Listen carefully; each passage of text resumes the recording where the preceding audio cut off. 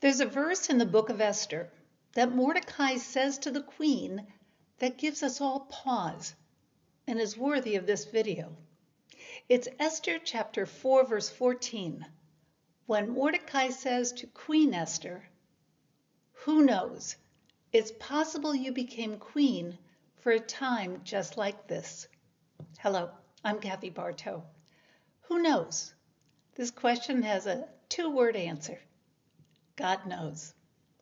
Remember that our triune God, Father, Son, and Holy Spirit is omniscient, all-knowing, omnipotent, all-powerful, and omnipresent everywhere at the same time.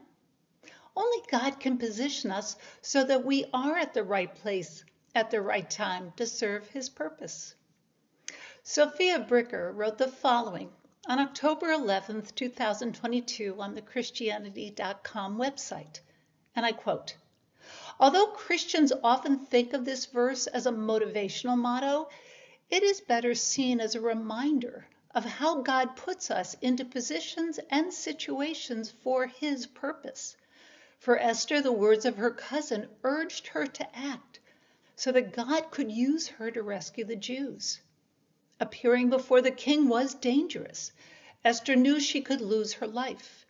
As she said in her reply to Mordecai in Esther 4, verse 16, "Go and gather together all the Jews of Susa and fast for me. Do not eat or drink for 3 days, night or day. My maids and I will do the same. And then, though it is against the law, I will go in to see the king. If I must die, I must die." Bricker goes on to say that God used Esther and Mordecai to bring about the deliverance of the Jewish people. The event that originally marked the end of the Jewish people was transformed into a time of rescue and rejoicing. Furthermore, many people placed faith in the Lord because of these events. End of quote.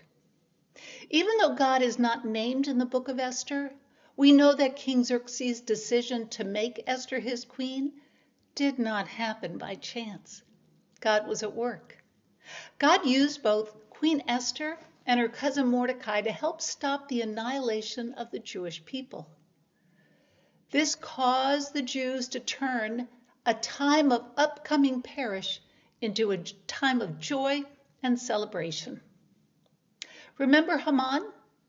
He was descendant of King Agag of the Amalekites and wanted to see the Jewish people as well as King Xerxes destroyed.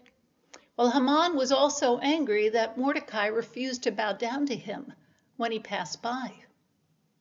Haman detested the Jews and tricked King Xerxes into signing an edict that was to destroy this population. This also included Queen Esther, who was Jewish.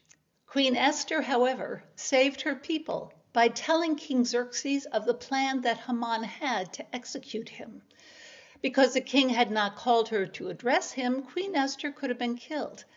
However, she trusted in God and ended up saving the Jewish people. King Xerxes had Haman impaled on the pole that Haman had intended for Mordecai, and he also had his 10 sons killed. There were several others in the Bible whom God placed for His purpose.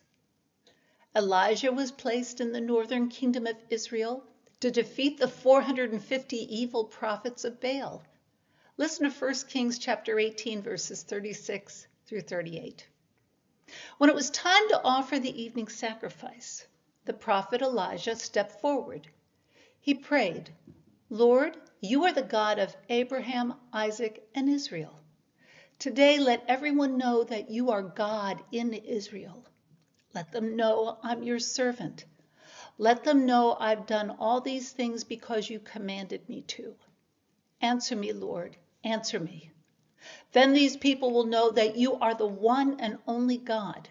They'll know that you are turning their hearts back to you again." The fire of the Lord came down. It burned up the sacrifice.